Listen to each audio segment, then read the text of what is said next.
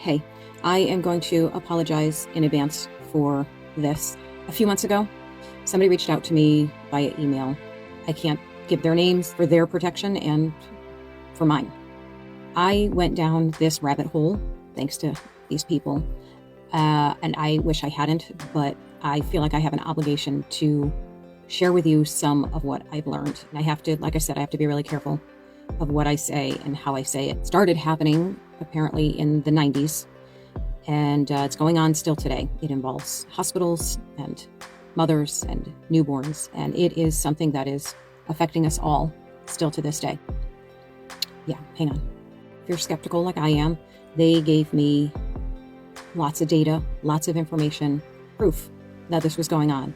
And at some point, I am sure I will be able to release that to you. They have given me permission to tell you at least this much. And if you're like me, you're wondering, why did they come to you? Like, you're kind of nobody in the grand scheme of things. And I asked them that as well, and their response was chilling.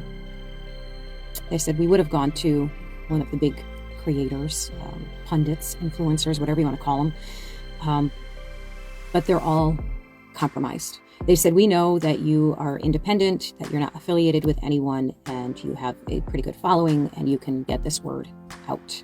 So thanks for that. The reason why I apologized at the beginning of this video is because everything I just said to you is 100% made up.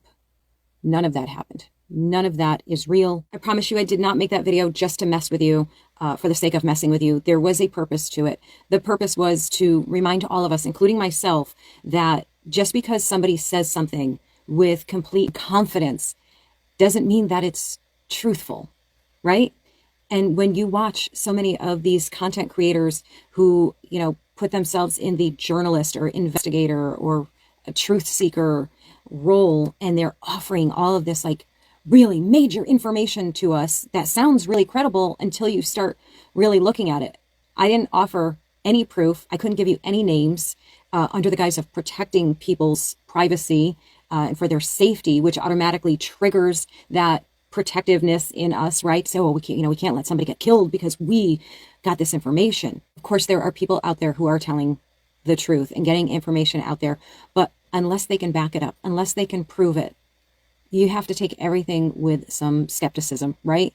And so many people are just accepting what random people on the internet say as gospel when it's probably not. So this is just my friendly little PSA to remind all of us to be discerning all the time.